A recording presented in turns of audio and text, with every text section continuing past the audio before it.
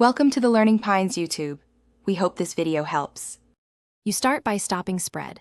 Check the garment care label so you know what solvents and temperatures are safe.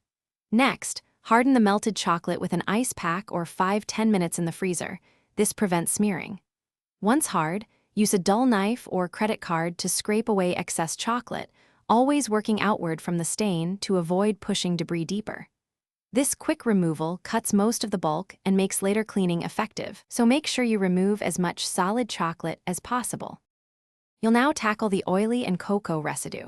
Mix a small amount of dish soap in warm water to create a degreasing solution, because chocolate has fats that soap breaks down.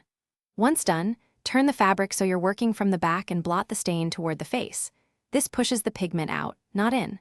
Apply the soap solution with a clean cloth and blot. Make sure to rinse with warm water between attempts.